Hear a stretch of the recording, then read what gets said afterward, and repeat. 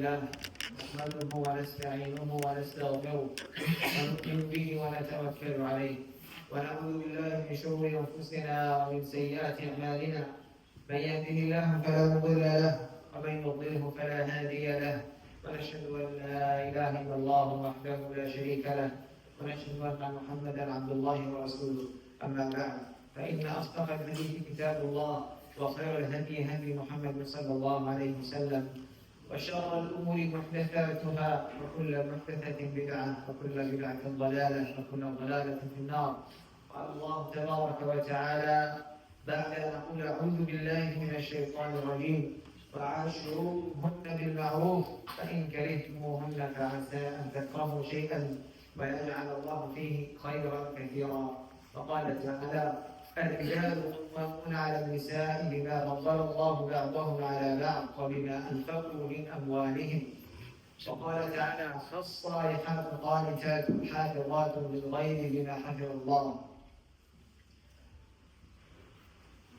After praising Allah subhanahu wa ta'ala, proclaiming His oneness and praising the way He deserves to be praised, and sending the salutations of the Prophet sallallahu alayhi wa sallam, we begin. We seek Allah's assistance and guidance. Indeed, there is no one to guide if Allah allows someone to go astray. And whoever Allah guides, no one can lead that person to go astray. Indeed, the best of speech is the word of Allah subhanahu wa ta'ala, which is Al-Quran.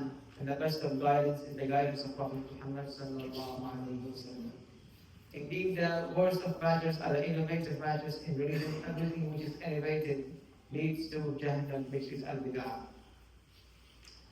My brothers and sisters, it is very common practice that when it comes to worship, obeying Allah subhanahu wa ta'ala is understood.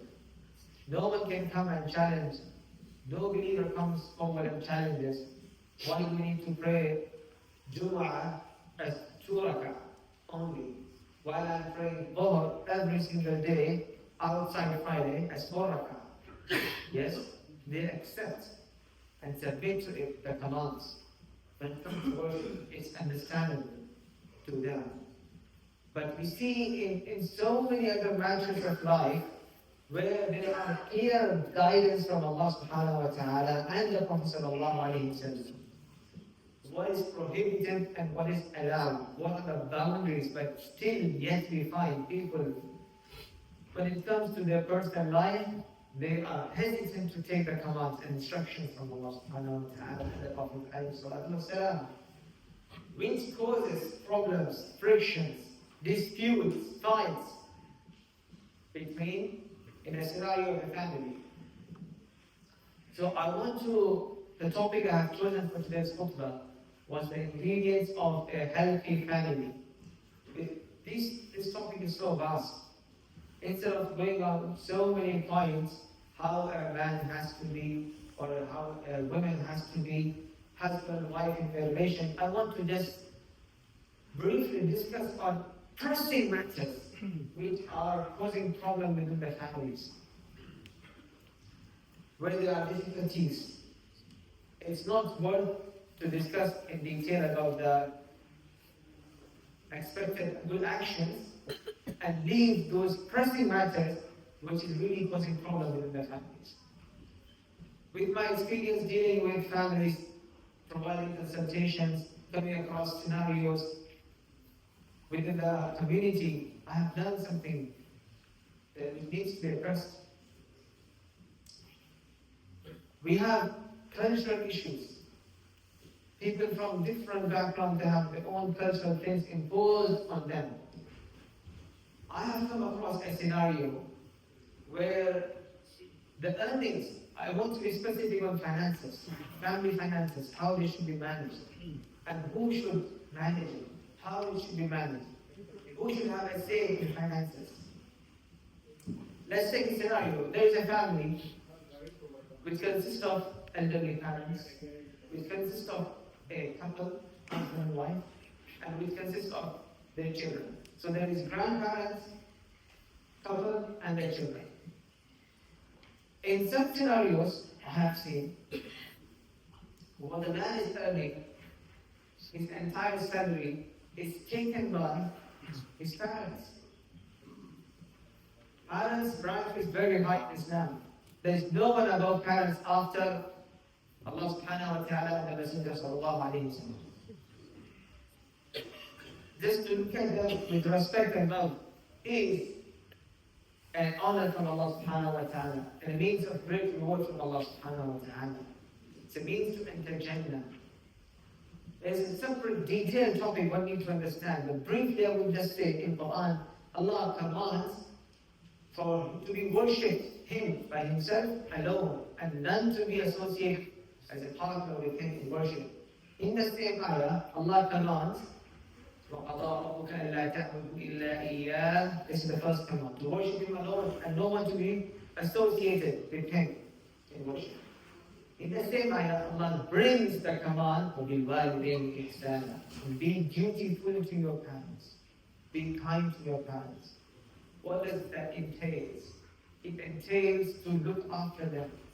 It entails to be kind to them. Being there when they are in need of you. Show respect. But does it entail that a parents, if they order you or command you to do something which might be okay in their understanding, but it is not okay by the commands of Allah subhanahu wa ta'ala for you to follow that? Is the obedience to parents unconditional? No. There is no such creation apart from the messenger where the obedience is unconditional. The obedience to the Prophet sallallahu alayhi wa sallam is unconditional. You don't have to check whether I have to follow the Prophet in this matter or not. No, in all matters you are required to follow, because he is saying from Allah subhanahu wa ta'ala's revelation.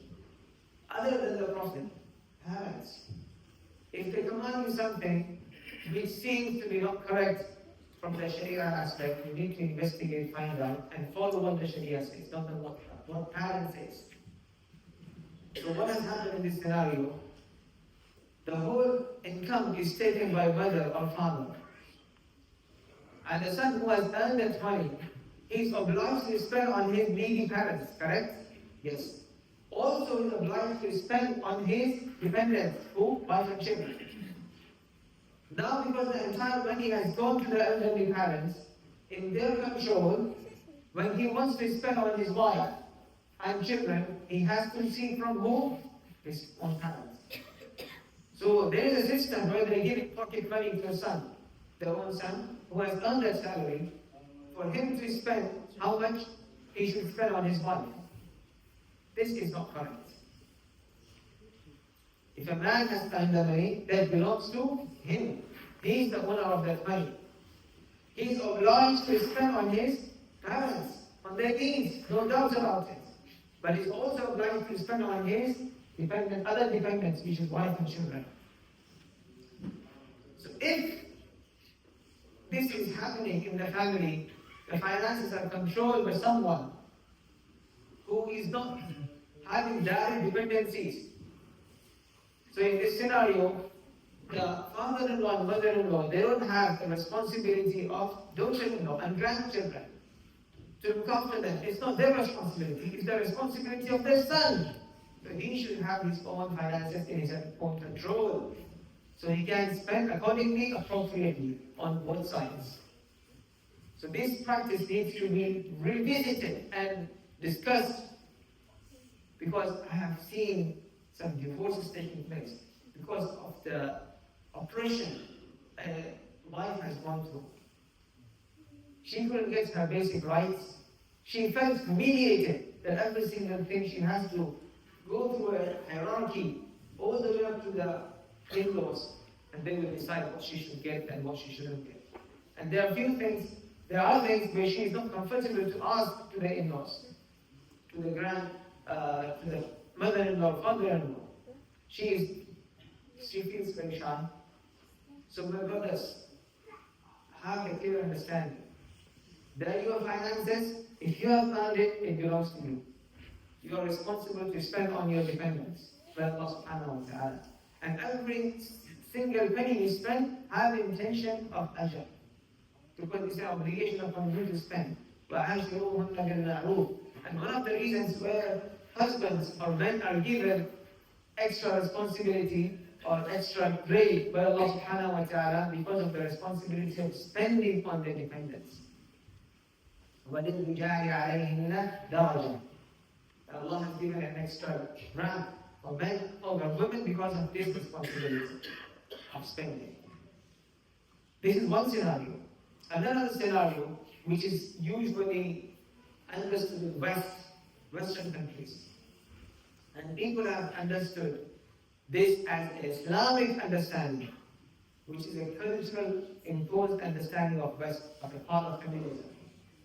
That whatever a woman earns, it belongs to her. And whatever a man earns, her husband belongs to her as well. This is not right. This may sound on surface level more romantic, but this is an oppression. This is not correct. What a man earns belongs to him. Is he obliged to disclose every single earning to his wife? No. Is he obliged to disclose every single penny he's earning and spending? No. What has happened? When men earn the salaries or whatever they are earning, and they hand over to their wives to look after it, to manage it, and when they go into micromanagement and they make decisions on husband's earnings, this much should be going saving, this much should be spent on rent, this much on bills, this much on grocery, this much on this, on that. And she is controlling everything, while this man also has responsibility to spend on his parents. They are in need. They are needy. So this man has to seek his wife's permission now, or to disclose with her, look, I have to spend this much amount in this month on my father, on my mother's treatment. Or she says, oh, but we have got a saving plan. We are willing to go on holiday. We have already booked, we have planned. We have certain investments to do. We have planned for it. So this will cause some problem. Can you go with someone else? لا حول ولا قوة إلا بالله. It is you who has earned. It's your responsibility to own it, to take charge of it. Spend on your wife, that is sadaqah. Spend on your children, that is sadaqah. Show generous, be kind, be romantic, but don't give him the charge of your finances to someone who is not responsible for it. Because you have dependents, you have your parents as well to look after. Keep charge of your finances. وَالَّذِينَ إِذَا أَنْفَقُوا لَمْ يُسْرِفُوا وَلَمْ يَقْتُرُوا وَكَانَ بَيْنَ ذَلِكَ قَوَامًا.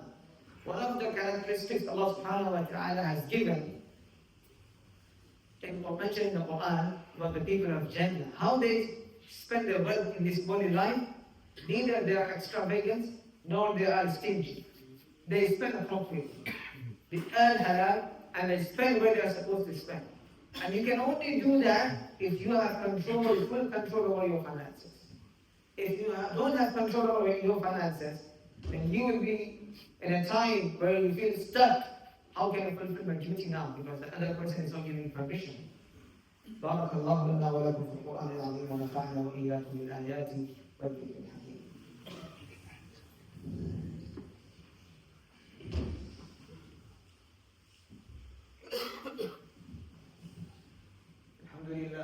الحمد لله الذي أنزل على عبده الكتاب ولم يجعل له عوجا.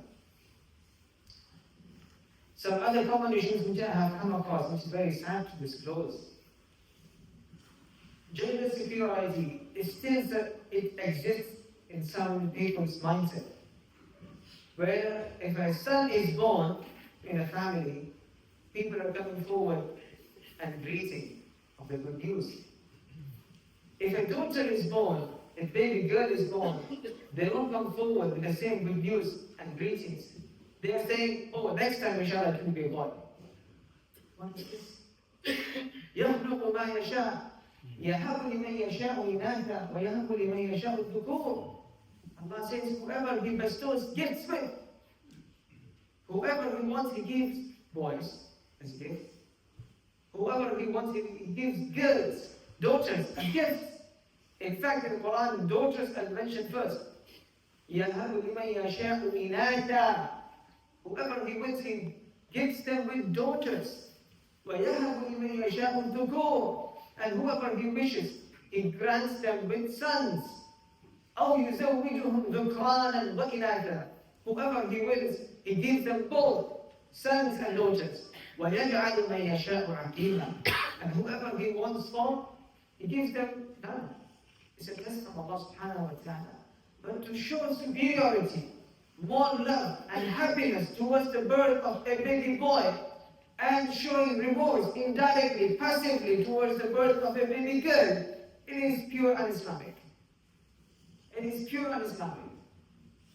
In fact, the Prophet ﷺ had encouraged and praised the one who looks after 3 daughters or 2 daughters, brings them up in a right manner, and marries them off to a righteous person. This person will be close to the Prophet ﷺ in Jannah, in a mention like this. Very close to the Prophet.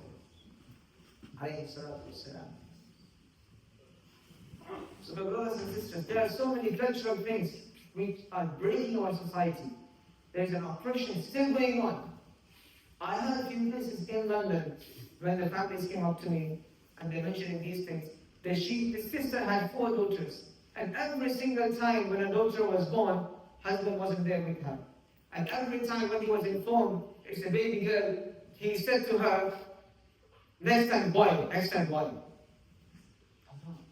The wife has gone through so much. She needs so much support, and what are you doing? You're not happy with the decree of Allah subhanahu wa ta'ala. And scientifically, medically, she's got nothing to do in the decision of having a baby boy or girl. Check. Nothing to do with her. It's in fact with you. Your chromosomes came over on her chromosomes. That's why baby girl is born. You know XY's chromosomes? We know that we got science.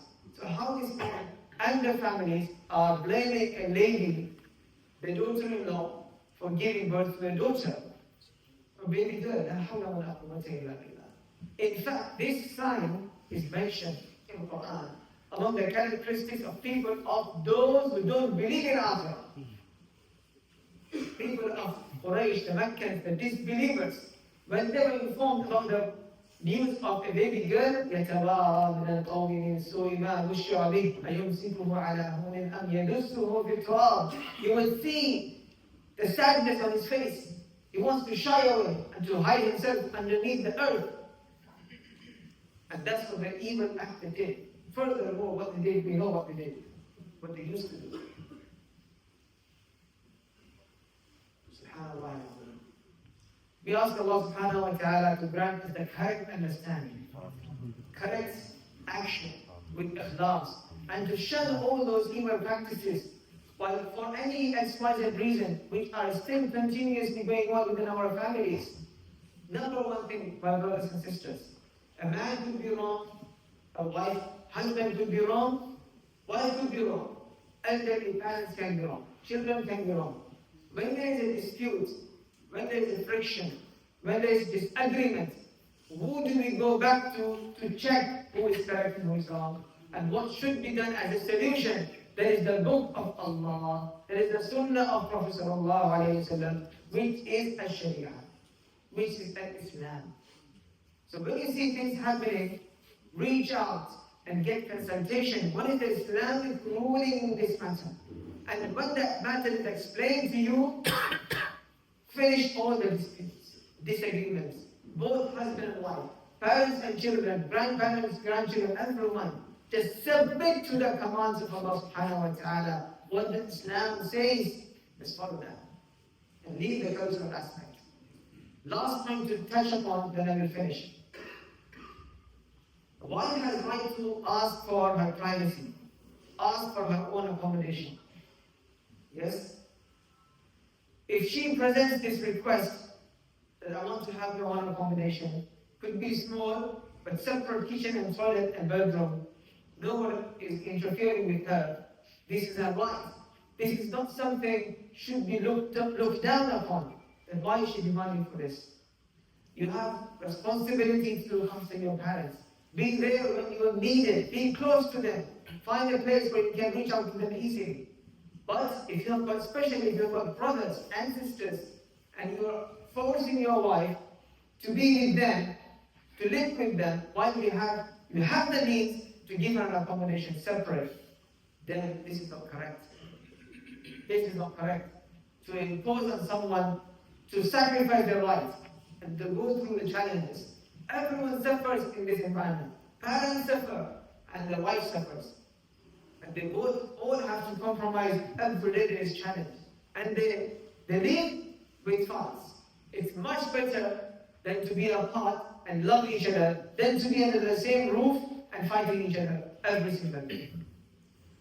عباد الله إن الله وملائكته يصلون على النبي يا أيها الذين آمنوا صلوا عليه وسلموا تسليما اللهم صل على محمد وعلى آل محمد كما صليت على إبراهيم وعلى آل إبراهيم إنك حميد مجيد وبارك على محمد وعلى آل محمد كما باركت على إبراهيم وعلى آل إبراهيم إنك حميد مجيد اللهم أعز الإسلام والمسلمين وأذل الشرك والمشركين ودمر أعداءك أعداء الدين اللهم انصر إخواننا المسلمين المستضعفين في كل مكان يا ذا الجلال والإكرام عباد الله إن الله يأمر بالعدل والإحسان وإيتاء ذي القربى وينهى عن الفحشاء والمنكر والبغي يعظكم لعلكم تذكرون ولذكر الله أكبر والله يعلم ما تصنعون وأقيموا الصلاة. Speak for 12 minutes for the correction inshallah. Please move forward to the